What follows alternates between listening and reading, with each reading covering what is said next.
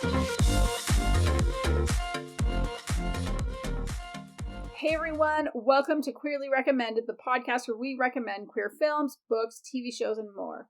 I'm Tara Scott. I review sapphic fiction at the Lesbian Review and Smart Bitches Trashy Books, and this week I am recommending a documentary. And I'm Kris Bryant, a contemporary romance writer for Bold Strokes Books, and this week I'm recommending a film. So, as always, just want to take a quick minute to thank everyone who supports the show, whether through coffee, signing up for the newsletter. There's links to both in our show notes, and also everybody who's rating, reviewing on your podcast apps, telling your friends, anything you're doing to get the word out. We love you. We appreciate you. Aren't you the most attractive? It's so wonderful. Thank you. So, there was some news in the last week, or I suppose 2 weeks for people listening because of when we record this. And also, by the way, I feel like we should put a little disclaimer. We are recording this on a Monday evening. For people who are new to the show, that means we're probably going to be a little sillier and a little more rabbit-holey than usual because we're doing this at the end of a work day instead of on Sunday mornings. We're refreshed. Peaceful. We've had a cup of coffee recently. Yeah. But one of my favorite TV shows, We're Here, was nominated for a Peabody. I am so excited for them. And it feels to me, I mean, you watched some or all of season 3, right? Oh, yeah. Great show. It just feels correct, I guess. Yes. Is the way to put it. Like, yeah, okay, it's like Queer Eye with drag, I guess. But when I think specifically season 3, it felt like a documentary series almost more than like your typical reality series because of the way it was telling the stories not only of these queens, both, you know, the 3 that are the hosts and, you know, the ones they're putting into drag on the show, but the way they were documenting the increasing and kind of like ever more violent anti-trans, anti-drag, which frankly the two are the same, right? Like if you're anti-drag, you're anti-trans, and often vice versa. It was captured in a way that felt fair, really. Like it showed the threat, and they just did such a good job. I agree. I loved it. When you recommended it, that was great. Yeah. I watched it, and then we had Amy on. Amy. I know. Yeah. So, congratulations to everybody who worked on the show, and I hope a season 4 gets announced sometime soon because the need to tell these stories is not going away. Right. There was one other thing that I wanted to talk about. I actually want to revisit my recommendation from the last episode, Genderqueer by Maya Kobabe, because when I recommended it, I had no idea that it was the #1 banned book in schools in the United States last year. That means everybody has to read it. I mean, that's how banned books work. Absolutely, they should. And so the reason I ended up reading it is right after I finished my last job, I got COVID, as we discussed, but I had energy and I was inspired one day, perhaps by my friend Cannabis. I was like, what if I were to tell my story as a graphic novel? And I did this like 8 or 9 page outline. It was insane. I did it all kind of like in one shot, just like plowed through it. Yeah, it's like when Cannabis meets ADHD, miracles can happen like that, I guess. But I was talking to Neil about it, and I said, the only thing is I haven't read very many graphic novel, like autobiographical graphic novels before. And he's like, oh, okay. He's like, let me pull some for you. And that was one he got from the library for me. So I read it and was really moved by how powerfully it's told, having no idea that it was banned so many times. I think it was banned in more than 40 schools in the US, I think is what it said on the PEN America site. Wow. And the reason I found out is for people who are very online, you probably saw how Judy Blume was kind of, I don't know if the right term is like coaxed or goaded or whatever you want to put it, but basically an interviewer in the UK who is notoriously transphobic basically got her to say, I support J.K. Rowling 100%. And some people pointed to the things that Judy Blume had to say about the book Genderqueer as kind of like she's not fully transphobic. And then Judy Blume herself, of course, came out with a statement where she's like, I emphatically 100% support trans people. I don't support authors being harassed online. And so that's where it's like, I think it's awesome that even though she's 85, she supports trans people. I do think it's kind of shitty that she, I don't know if she's just not aware of J.K. Rowling's transphobia. Frankly, a lot of people who aren't very online are not aware of it. Right. And I'm just looking at her Twitter page now. I had to go to it. Clever. And she's 85. I just don't think she's, I think she has people who, do Twitter for her or any sort of social media. I can't see her scrolling. And especially when you're involved in, I'm sure it shows a bunch of pictures of her in the movie that's coming out, Are You There, God, It's Me, Margaret, which we have all read that story. And I just feel like she didn't really, she doesn't know. She just doesn't know. She's too involved in everything going on in her life, and I get it. If you're not on social media, really, you're not going to know. Or, maybe if you watch The View or whatever shows that, covered it for, a second of time, then maybe you know. Was it the New York Times that was writing stuff basically excusing for her and how she has that podcast about, the witch? All this bullshit. So it's basically all of that to say, I don't want to give Judy Blume, 100% pass, because... No. But you have to be aware. Yeah, you have to be aware. But she apologized, too. It's hard, because I've said some things on Twitter, and I'm like, oh, damn. I didn't mean that. It's one of those where I got slammed not too long ago, and I apologized because I was like, oh, well, I look like an idiot. But, because I didn't know. So, and I'm very active on Twitter and social media. So, for somebody who I don't think is, I don't know. Yeah. Maybe she doesn't know the extent of it. Maybe she just, everybody hates, not everybody, but a lot of people hate J.K. Rowling. And so, why? Look at how much, money she's generated for British actors and U.S. and just all, I can just see something like that happening, not really knowing the true story. So, I kind of give her a little bit of a pass. Plus, she's literally 85. My grandma. Yeah. Right. Yeah. So the reason I wanted to come back to this wasn't because of Judy Blume, although, she was the precipitating, or her whatever. All of that was a precipitating event. But I read some more perspectives on genderqueer and wanted to come back and basically say I was wrong about something. And apologize. Because I said that I didn't think it was for kids. And I was reading it I was reading it for myself, but there were certain themes that came up that gave me pause and really made me concerned if my kids were to read it, because it talks about self-harm, like cutting. It talks about pap smears as this really horrific experience. Not that I think pap smears are fun. They're not my favorite thing to do. Not. Right. But I didn't want my kids to be afraid of them before they started doing them.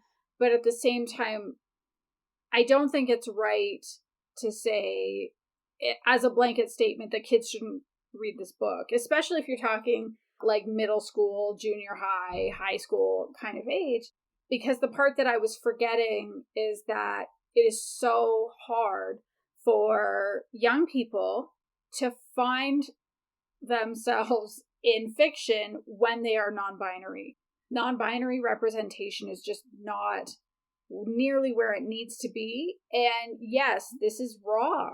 And there are difficult things that come up like I described. And obviously, of course, there's a ton of gender dysphoria and all that. But like I said, I want to apologize for just making a blanket statement like that, because that wasn't fair and that wasn't right. And I was thinking too narrowly.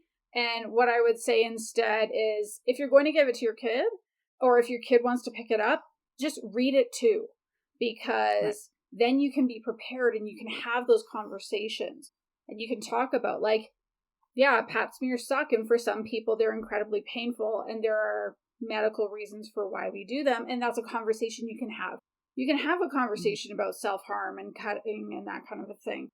I think I fell into that trap that so many parents do of saying, no, this is too much, because I was afraid of having that conversation, and that wasn't okay. So yeah, I just wanted to take some time to address that and put that out there as soon as possible. So good. Yeah.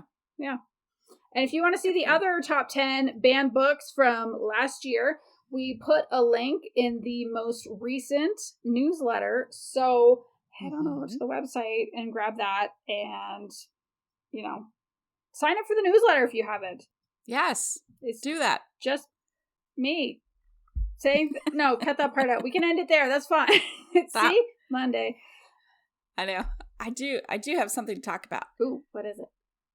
So when you mentioned pap smears, it's boom. Okay, I know this is why we don't record on Mondays. How's your test, Kris? Rabbit holes. Well, so listen to this. So this came up recently that we did not know about. I live in a shitty state. We all know this. Missouri's horrible. Yeah. The good news is they have banned conversion therapy just recently. Very good. Like last month or something. So yay. But this article came out. Missouri lawmakers overwhelmingly support banning pelvic exams on unconscious patients. Think about that. So, under current Missouri law, there is no prohibition on doctors or medical school students performing pelvic, prostate, or anal exams on unconscious patients without consent. I don't know what the correct emoji is for this information. Like, what is going on in my freaking state? It's horrible. Holy shit. See, there's so much. Wow. Yeah. I know. So I just wanted to tell, and like, it's so frustrating. Well, yeah. That's horrifying. So I think the top 5 worst states, I think Missouri's in the top 5 now. Oh, do you think so? I think so. Just my personal opinion. Okay, well, but I feel this very much. So I just wanted to throw that. I don't know if we're going to use that or not, but I'm just saying, it's not horrible. Yeah. Okay. Oh, yeah, it is. Well, and I didn't see that at all. The big thing I saw coming out of your state was just that they're making gender affirming care nearly impossible to access, even for adults. Right. Yeah. It's just our lawmakers are just awful. I don't understand it. No. I just don't. All right, so what you're saying is we got to put an addition on the Scott family house. Yeah, you and Molly are going to come on over. We're coming. We're coming. Oh, and Molly had an exam. She had her. It was so funny because. Is it math? Is she good at it? So I had to send an email out to my work saying, "Hey, I'm taking lunch from 1:45 to 2:45 today because I'm taking Molly to the vet for her wellness exam." Oh, sure. Because I'm so used to saying wellness exam, and that means like your pelvic exam. Like when we say wellness, it's like women's wellness. Oh, really? That's what that is. So I was laughing and I was like, no, it's just her checkup. It's her yearly checkup. So, and I was like, wait, that's not right. It's supposed to be year. So she, she's 16. The doctor looked at her like, well, she's losing her teeth. She can't walk. Yeah. We're just going to check her liver. Yeah. So she's here. On that, but so basically, so Molly is happy in here and she's still hanging around. So I absolutely love that dog. Oh, that's amazing. So, yes. The other day I was on Instagram and I saw that. So Bianca Del Rio is one of my favorite of the drag race winners.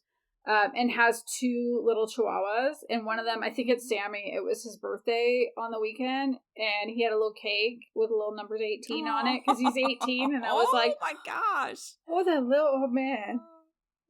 Oh my goodness. And it was hard to explain to my youngest. She's like, why is this a big deal? And I was like, well, Sammy may not have many birthdays left. And that is and so we're guessing, true. Yeah. We've had Molly, let's see, like 14 years, and they thought she was maybe 2.5 when we got her. Oh. So I really don't know how old she is. I know she's at least 16. Yeah. So yeah, that's what I'm going with. So she might be 19. I don't know. Nobody knows. They were kind of going by the teeth. You know how they can tell usually like based on the teeth, but I mean, that only lasts while they have teeth. One thing for sure, yeah. So one thing for sure is she was a puppy mill puppy. Oh, they do know that, yeah, and that she had a litter. Yeah. So when I got her, I'm thinking she either got out or somebody like tossed her out or something. Something happened. So anyway, sad story. Let's move on. She made it to you. Okay. She did. We have a listener question from Kathy. And that question actually went directly to you, but I'm going to read it because you're the one who needs to answer it. And I would like to say in advance that I said to Kris, well, what's the answer? And she said, you got to wait for the episode. So, Kris, Kathy, and everyone probably would like to know, after working together for so long, has Tara's reviews and insights on your work and others impacted you and how you write now? Okay, so, yes. All right. So here's the thing that's hilarious. Neil and I were talking about it, and I said, man, because you had just sent the question over, and I said, wouldn't it be hilarious if she said, I'm not going to answer, and then showed up, and then I asked the question, and she just went, nah. So yes and no, because when we started this podcast, you stopped reviewing my books. I did. You said, I'm out. I can't do it anymore. Yeah. It's a conflict of interest, all that good stuff, bad stuff, whatever. But listening to and reading your reviews of other books, and that we also talk about things, you have a very good mind, very sharp mind for being a reviewer and a reader and what you look for and what you appreciate in books. And so I keep that in mind. I do as I write. I'm going to have to do the WWTD, that's what I'm going to have to do. But I think, I mean, your reviews of the books that you've read of mine have always been pretty good. It's always been, like a 4-star. Yeah. And I think other reviewers, I have admitted that I do read my reviews. Yes. I think it's important for a writer to read reviews just to see like the general temperament of your audience and just see if you're landing it or not.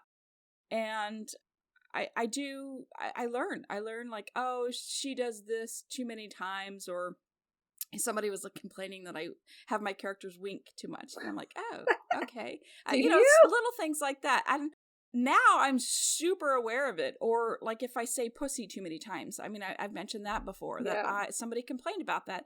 And I get it.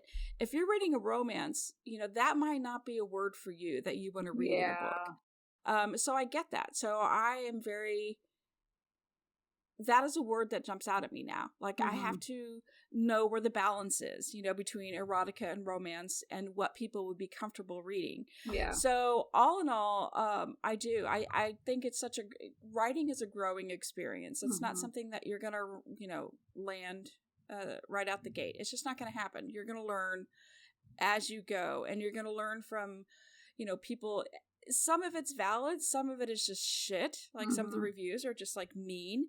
But some of it is, I learn and I take it to heart, and I go to the drawing board and go back to the computer and think about what I write.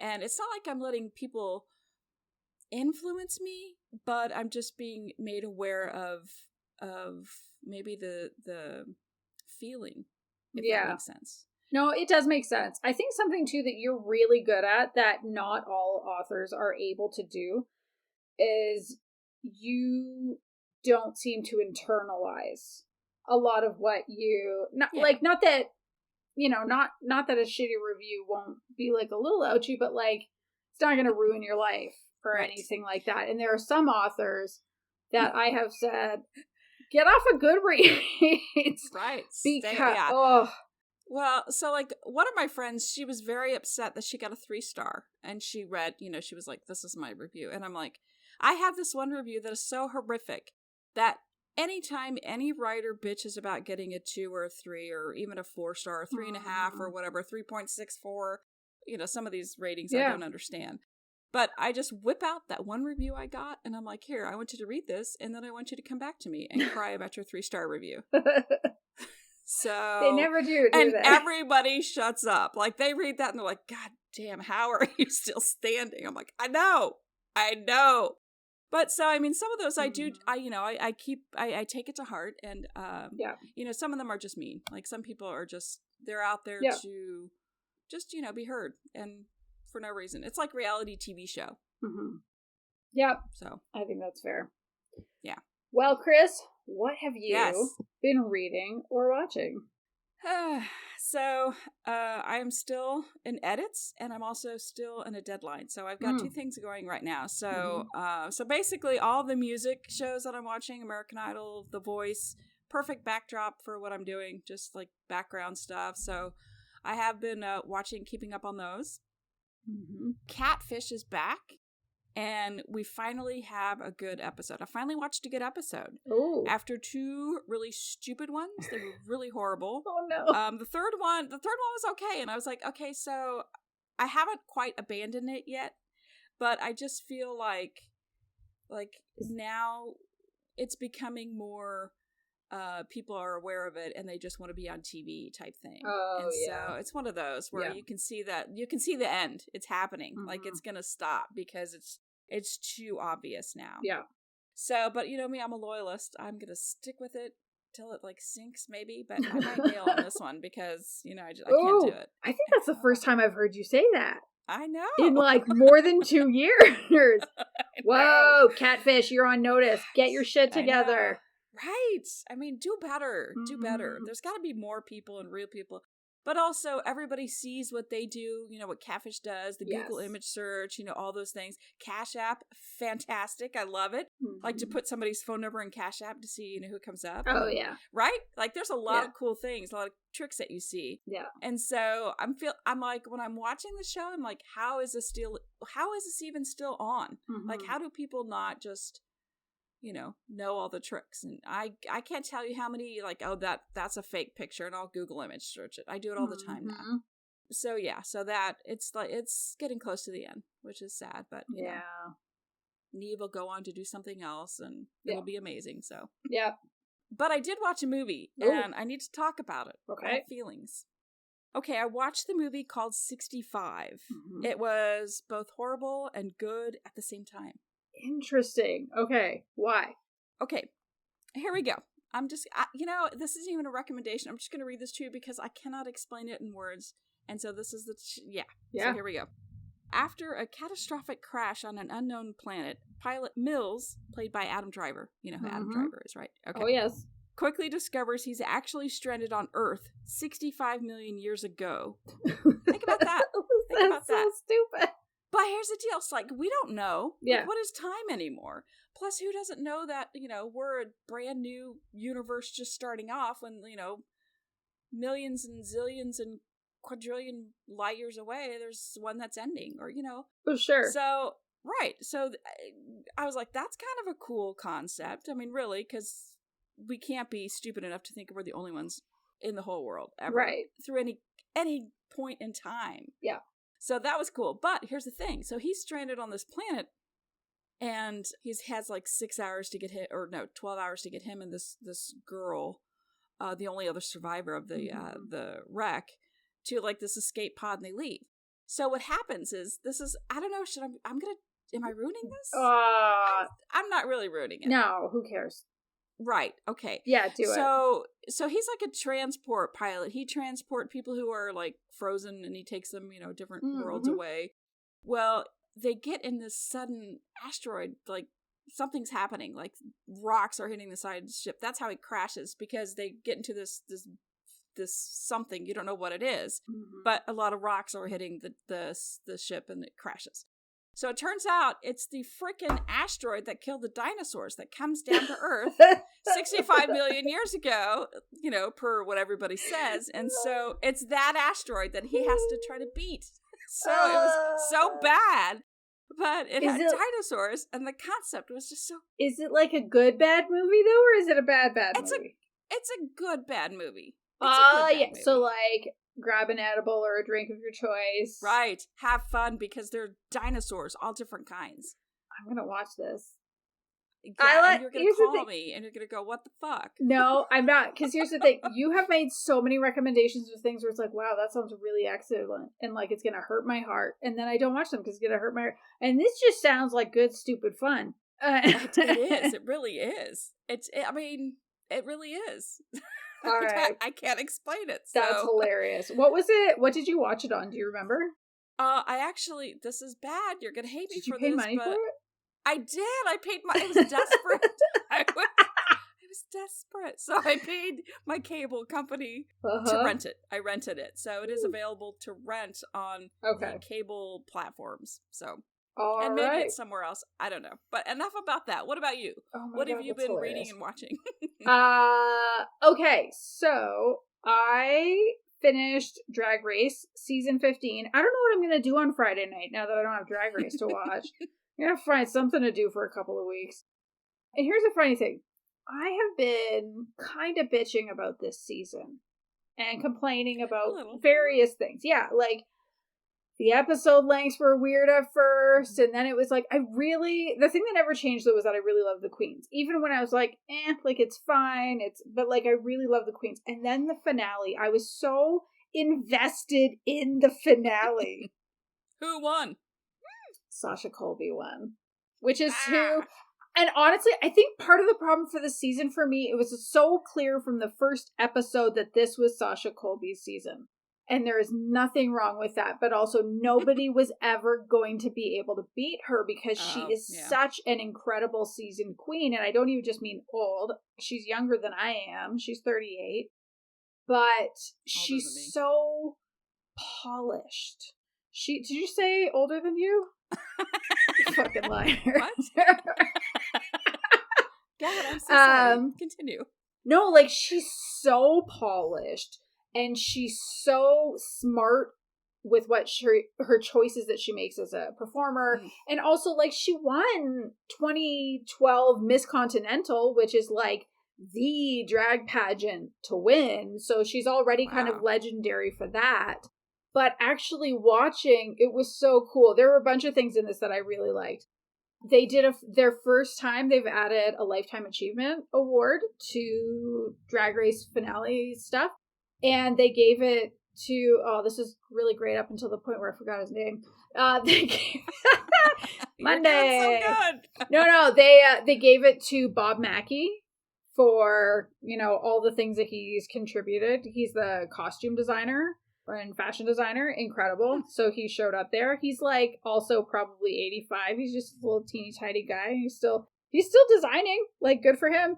They had Jinx Monsoon on to perform When You're Good to Mama because she was on Broadway in Chicago. And so she got to do her big number on there. And I got chills. I watched it twice. It's so good. But the thing that I thought that was really cool, because there's been other times in finales where, so they do it at this theater in LA. I can't remember which one. It doesn't really matter. But often it would be like, okay, these two lip sync against each other, and then these two lip sync against each other, and the two winners lip sync against each other. They didn't do that. This time, all four of them came on and they performed to an original song that they created. And then RuPaul was choosing the two best to go on to do the final lip sync. And you know what? The first three were fine. In fact, I would even say Lux was great and was perhaps robbed because she wasn't chosen to go into the final lip sync. But like, Sasha Colby fucking ate it. It was so good. This song was sickening. And the way she dances, because she is a dancer, was so good. And it was goddess, and the idea is that she's supposed to be this like Medusa figure, and she has these long braids, and the dancers are there like pulling on them so they look like snakes. It was just like, it was an experience. And then it got to the final two, and we have Anitra lip syncing. Basically, she did a lip sync, and it was great. And then we had Sasha Colby do a burlesque performance, and it was fucking over. There were two reveals. So she had this massive fur coat that she opened out of, and then it was in a gown. And then she did a reveal from that. And even then, like, some of the things that she was pulling on her costume to times to the music. And then she takes that dress off, and she's nearly naked. Just like this little pair of panties and this like sort of shape of a bra, but mostly it's pasties. And it was like, you can hear I'm struggling to describe how good it was. And even then thinking like how thoughtful it is for a trans woman to perform on stage nearly naked as like a fuck you. This is what you're trying to legislate against. I am here. I am not going away. This is me. It was so, I got chills. I watched that one like 4 or 5 times. That was not even a watch it twice. And the thing that I thought was really interesting in the recap for that autostraddle, so Drew, I can't remember her last name. I think it's Drew Gregory or something like that. Probably my favorite of all the Drag Race recappers. Yes, I read 3 or 4 of them. I have to, like a nerd. Of course. But was basically talking about how the show has gotten so much more progressive about trans representation and inclusion in spite of RuPaul, not because of RuPaul and the producers.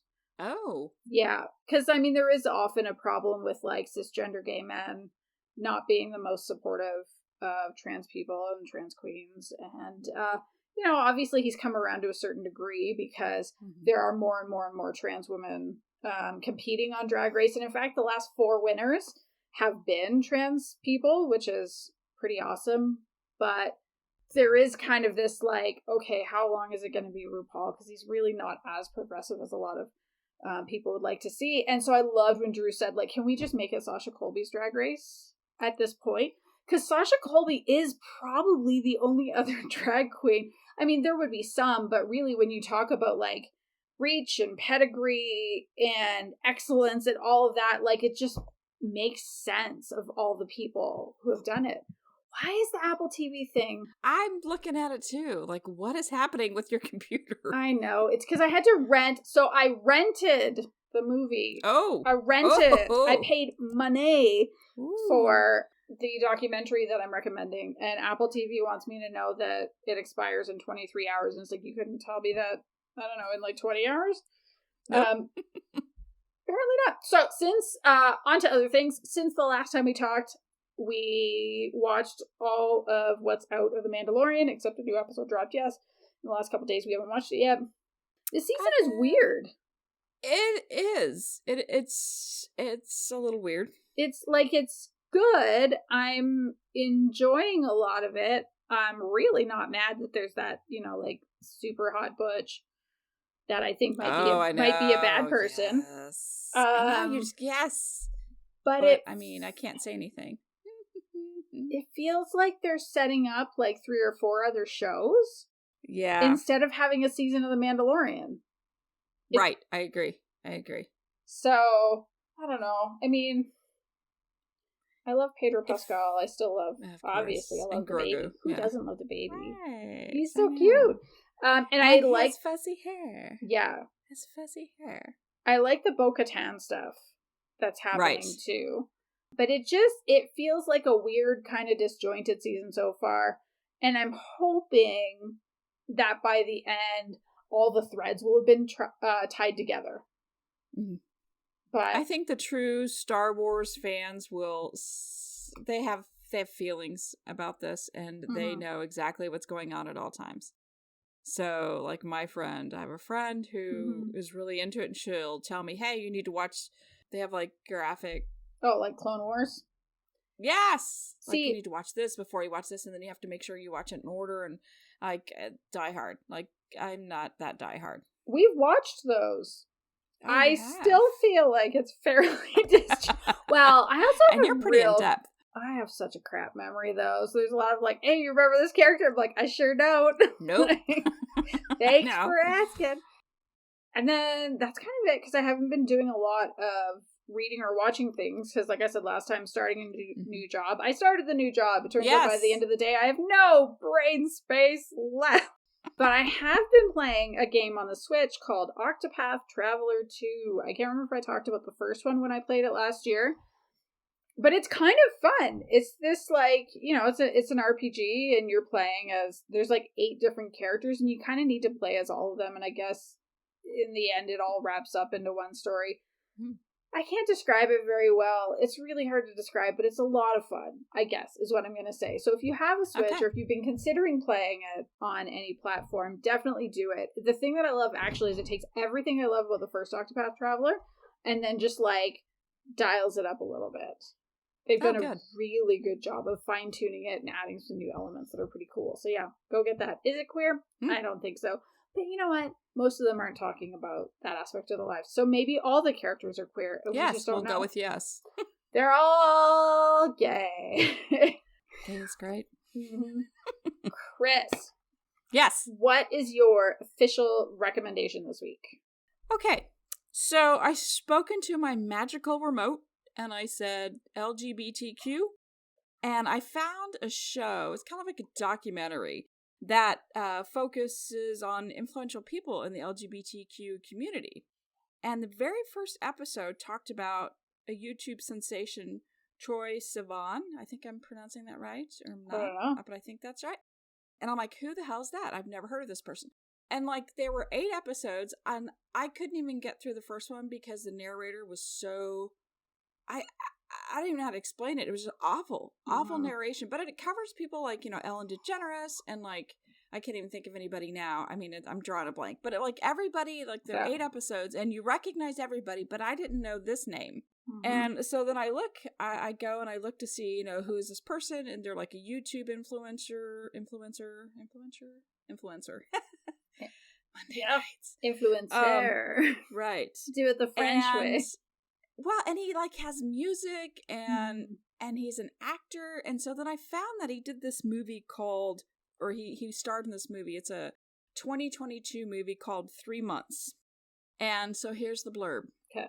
It's amazing what you can discover when life gets fucked up. Coming of age film about Caleb, a South Florida teen. On the eve of his high school graduation, everything changes when he's exposed to HIV. While he waits 3 months for his results, he finds love in the most unlikely of places. So I know that there's going to be some triggers, and we're going to talk about that. Yeah. Okay, so first of all, if you ever needed to study a film for symbolism, this is it. I saw a lot of symbolism in it. And I thought it was a good story.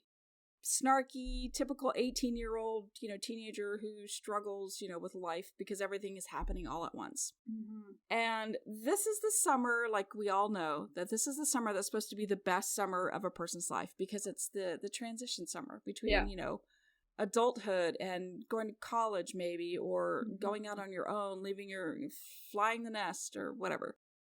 And so this could be the worst summer of his life because he doesn't know if he's HIV positive or not. And the story takes place in 2011. And so back then, the tests were 90 days. Like, I did some research. I'm like, okay, so is it still 90 days? It's been 12 years. Is it still 90 days? And so they have like several different kinds of tests, and some are as quickly as 10 days. But I think for like real substantial results, the quickest one is 33 days. So now it's like gone from 9 months, or I'm sorry, 90 days down to 30. So basically the movie is month by month. So we have June, July, August. And we learn more about him every month in between his blood tests. Like, he's encouraged to go to a support group for men with HIV or who are waiting for results like he is. Mm-hmm. And he meets another 18-year-old who is going through the same thing, but is like a couple weeks ahead of him on the schedule. Yeah. His name is Esther, and he's and Caleb is completely smitten with him, like completely. He goes from, I refuse to love ever again. I'm not going to do anything. I'm going to remain sexless forever. Mm-hmm. And then he meets this kid in this group. I say kid, 18-year-old in this group. And he's like, oh, I really like this guy. So, the movie it's heavy, but it's also really light, if that even makes sense. So we're on Caleb's journey, and he's processing, what could be a life-changing event. Like, it's all consuming. That's all he can think about. He can't sleep. He's an ass to the people who love him. And, the bad thing too, on top of everything else, is that his whole life he's been dealing with abandonment issues. Like, his dad died of a heart attack. His mother abandoned him to get remarried right away. Mm-hmm. So he lives with his paternal grandma. And listen to this. She is Ellen Burstyn. No way. Yes. And her partner is Lou Gossett Jr. What? Yes. So, I mean, this is kind of cast. Like, I was like, what? Yeah. So it was really interesting. So basically, he's hit rock bottom, and he just feels like the weight of everything, and he just kind of breaks down to his grandma, and she's like the best grandma ever. Mm-hmm. And she just holds him. She goes, "Listen to me. You just need to embrace life. You have my blood running through your veins too. Don't worry about anybody else. Go to Parsons." He wants to go to this like art school in New York. Mm-hmm. And he's ready to give it all up because he just thinks his life is over. Because he doesn't know the results, but he's going along like he already has it. And he's just like, give it up. Yeah. Can I ask you a question? Yes. At this point in time, mm-hmm. is the medication that makes HIV undetectable pretty widely available yet? Or does he just not know if it is? So his best friend tells him about this drug. But it's been too long. Like, the doctor's like, "I'm sorry, it's not within your window time frame." It's like, I guess I don't know, like, whatever drug, I know there's a lot of different drugs, but there's this one drug mm-hmm. that, it's kind of like all I know is that, I'm not even going to try to guess or try to mm-hmm. pretend like I'm a doctor, but it's like, you could only take this drug up to 3 days after you had unprotected sex with somebody who has HIV. Oh. Like, and I don't know. That's not what that's called. Yeah, that's not the kind of medication I was thinking. There is medication you can take now, which I know because of reading Jonathan Van Ness's book, that after you've been diagnosed with HIV, like, there's medication that you can take so that, like, the reason they call it undetectable is that, like, when you take a blood sample, it can't be found in there. I don't think at this point that's the case. I know that he and his best friend are talking about, if this is the case, then, there are drugs, you can live a full life still. Mm-hmm. So I don't know, like, really in this time frame of drugs, medicine that was available, I don't know the answer to that. But also 18-year-olds are really good at catastrophizing, so. Yes. So anyway, she is very encouraging. She's like, "Don't worry about anything. Whatever happens, we'll embrace it." And it's really cool because he has a great relationship with his grandma. Like, he hides nothing. But he hid this from her, and she was distraught over it. And he was doing it because his dad, her son, died from a heart attack. And so he didn't want to put that pressure of maybe he might be dying at some point sooner than expected. And so she just, it was such a touching scene. Like, the whole relationship was just wonderful. And like I can't give anything away, but I thought it was had ups and downs, lows and highs, but it's humorous, it's heartfelt, and it's a queer journey, and all of our queer journeys are important. Mm-hmm. So I recommend it for that reason. It sounds great. Yeah, I mean, I really think you should watch it. Some of the stuff I recommend, I'm like, yeah, you're not gonna like this, but I really think you'll like this one. I really do. So 3 months. I'll see if we can find it it's somewhere Canada. I'm streaming it. Yeah, it's because I found it. Was it on Paramount Plus or Hulu or something? Mm-hmm. I know it was on one of the streamings. I don't think it's on Netflix, but it's out there. It's 3 months, and this kid did a great job. This Troye Sivan. It sounds like a great name. If that's not how he pronounces it, then he should, because it's a great way I'm pronouncing it, so he should go by that if it's not. So he's not going to listen to this podcast. Probably not, but just in case. Uh-huh. Yeah, I thought it was really good. I thought it was good. And so then I went on this rabbit hole. I went to YouTube and I was listening to his music.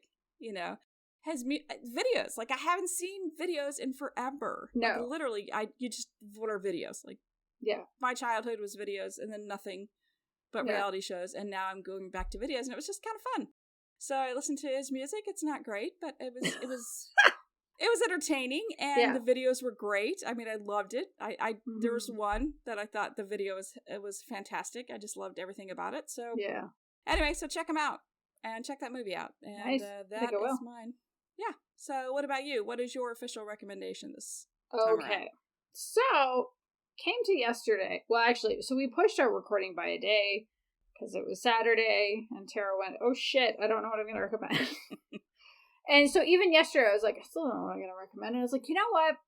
I've heard so many times about, The Adventures of Priscilla, Queen of the Desert, being this, like, must-watch. And I thought, I'm going to, like, watch this. We'll do the whole, like, watch a classic film and recommend it. And then, like, one of the leads is trans, And then Guy Pearce's character keeps calling her by her dead name. And then they're singing like however many bottles of beer on the wall, but they're singing it with like a T slur. And I was like, I think there's too much transphobic stuff here for me. I'm not going to do it. Haven't we learned that queer films and stuff from like even 15 years ago do not age well? This was one of those cases of like live in hope, right? I guess. So I bailed and was like, oh man, now what am I going to do? And then I remembered that there's a documentary that I've been meaning to watch since I first heard about it. And I checked and I was like, is it in Canada? Oh, it is, but only for rent. And so I even paid money for this. One. I know. I have never rented off of Apple TV before, but this time I did. It is called Workhorse Queen. And it's the story of Ed Popeil, or also known as, actually I'm not even sure I said his last name correct, which is awful because I just watched it last night. Anyway, more people know him as Mrs. Kasha Davis because he competed in season 7 of RuPaul's Drag Race. Oh. I follow him on Instagram. He was talking about it last year, possibly even the year before. And it like hit all the indie circuits, and I kept kind of waiting for and it's on Netflix or it's on Prime Video, and it's like it never happened. But yesterday I was like, you know what, maybe that was the time. And I really, really enjoyed it. It tells his story in phases, kind of like the before, during, and after his appearance on Drag Race. And so we see that, when he was growing up, he knew he was different. He knew he was kind of more feminine, and he liked dresses, and he was much more aligned with his mom. And his dad is like, stop playing with dolls, and like doing some pretty shitty things to him to try to make him like, quote unquote, man up. And it was so clear. And he's at this point, I think he's 50. I think he just turned 52 or something like that.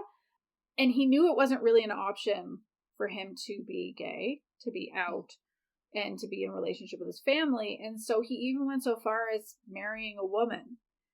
And that marriage lasted about 5 years. And he came out to his parents when he was divorcing. And as predicted, it did not go well. He followed it up by moving from, I think he said he was born and raised in Pennsylvania, but he moved to Rochester, New York, and he found the drag community pretty much right away. And they actually spend quite a bit of time in this talking about the drag scene in Rochester, that it's actually like this really lovely, warm, welcoming community. And there are a few other queens from there that have made it onto Drag Race as well, like Pandora Box and Darian Lake. Darian Lake, I think, made it to the top 4 in season 6. And that was also where he met the man that he went on to marry. And so there was this great, like, we hear a little bit more about their story and how, his husband also had been married before, but he actually had kids. And so his husband's name is Stephen. So Stephen was concerned, like, is any man going to want to be with me when I have kids? And meanwhile, you have Ed there who's like, I'm never going to be able to have kids now. And it was so sweet when he talked about the moment, realizing like, oh, I'm never going to be able to have kids. If I could have kids, they would be like his kids. Wait, they are my kids because we're together. And so it's just like... That's sweet. Right? Like, it's really beautiful. Talks about how it was a revelation when Drag Race started, and he auditioned year after year. He auditioned every year after the first year, only to finally get on after his 6th attempt. He had been managing a call center kind of prior to that. Unfortunately, he didn't make it as far as he would have hoped. He was the 5th to go home. And so we find out, they had to make a decision. Does he continue working? Does he quit his job to pursue this? Because at least, like, even going home that early, like, there's tons of queens that can kind of make things work after that in terms of just being a full-time drag queen. But the gigs kind of dried up after that first year. And so he talks about how that led to, he had too much time on his hands and he started drinking too much and he realized he had an addiction problem and rehab. And then kind of the last act is what his version of success looks like. So where the title comes from, Workhorse Queen, is there's actually a quote from the episode where he's sent home from Drag Race. And I think it's Isaac Mizrahi was the guest judge in that episode, who was in talking about her said, this is like a workhorse queen, and a workhorse queen has to make you laugh from the minute we see her. And then it switches to Ross Matthews, one of the regular judges, who says, and it didn't happen tonight. And so it's kind of perfect, though, because we see she is a workhorse queen. She's at the brunches every week. She's she's doing the hustle. And the thing that I really appreciated about this is there are a lot of people, frankly, like me, who mostly get their exposure to drag through Drag Race. And that can happen for kind of a variety of reasons. That can be true for people who live in small towns. You might be somebody like me who just fucking hates clubs and like just don't want to go. I don't want to go to a club. All that. But I like that it really challenged what a lot of people think drag is now, because it's not all people who can show up to, with a $5,000 costume that they got a designer to make for them. Yeah. And I thought, like, a way that was really interestingly contrasted is we see at one point she gets a parcel arrives and there's 2 dresses in there that she had ordered from something. And, like, they're great. But then we see her at DragCon, which is, like, the big annual conference that, Drag Race puts on. And she's talking to Alaska, who won season 2 of All Stars and had been on one of the other seasons. And Mrs. Kasha Davis says, "Oh, is that a Zaldi dress?" And Alaska's like, "Yeah." And Zaldi is the person who designs all of RuPaul's dresses. And so you see that disparity between, some queens get to go on and be able to afford the same designer that RuPaul uses. Not all of them are able to do that. The other thing I really thought was very interesting from a storytelling perspective, and also kind of a beautiful sign of friendship, is there's a lot of inclusion of another Rochester queen named Aggie Doon. And so Aggie Doon is performing at the brunches with Mrs. Kasha Davis and with Darian Lake all the time. Like, if you follow any of them on social media, you'll see them promoting the same brunches. Aggie Doon has auditioned more than 10 times on Drag Race. Wow. And has never made it on.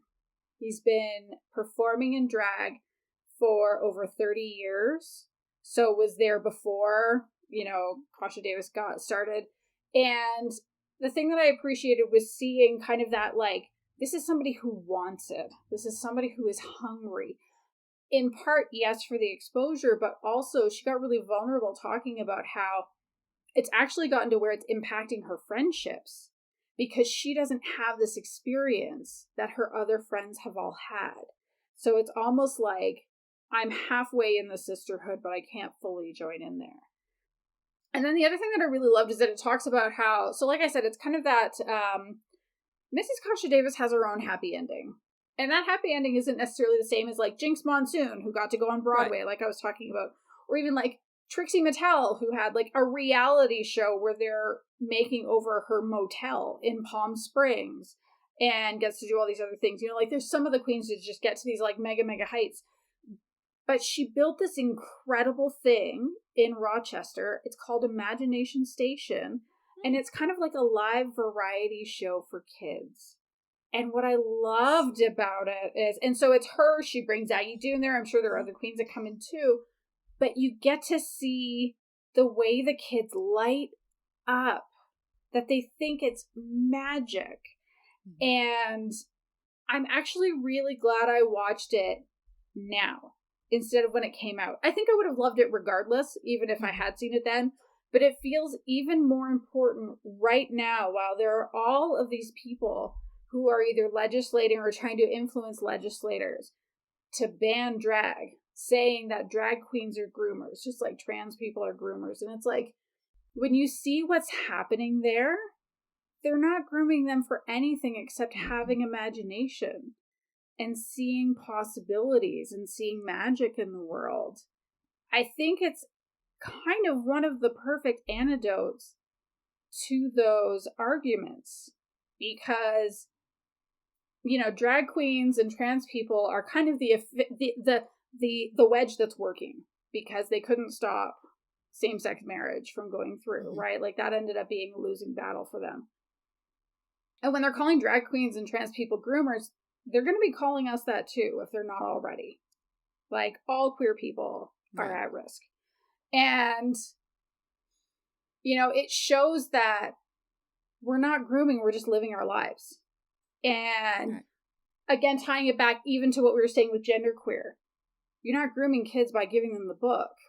You're helping them understand that it's possible to be non-binary, that we don't have to fit in these very specifically prescribed boxes that don't really benefit many people except those in power. And like, I love that this documentary can show that. It's a really wonderful, I wouldn't call it raw, but I would call it honest, including like the way he talks about his addiction when he came back from Drag Race. And like, he had to go to rehab. He almost lost his family. Yeah. So I really loved it. I don't know where else you can get it when you're in the US, but you can definitely you can definitely rent it from Apple TV if you're in Canada, and I'm pretty sure you could if you're in the US. It was well worth the cost of the rental and the time, and I just think it's wonderful. I'm so glad they made it, and I'm glad I spent time with it. So yeah. Sounds like it. That is all for this episode. Thank you so much to everybody for listening. If you enjoyed the show, as always, if you haven't subscribed, please make sure you do so that your podcast app will tell you when we release a new episode. If you have a friend that you think would like the show, please tell them about it. If you want to support us, we have links in the show notes to our coffee and our newsletter sign up. Or if you want to connect with us on your favorite social media sites, we have links in the show notes for that too. Or you can search for Queerly Recommended on Instagram, Facebook, Tumblr, TikTok, and Twitter, or email us at podcast@queerlyrecommended.com. Goodbye, everyone. Bye.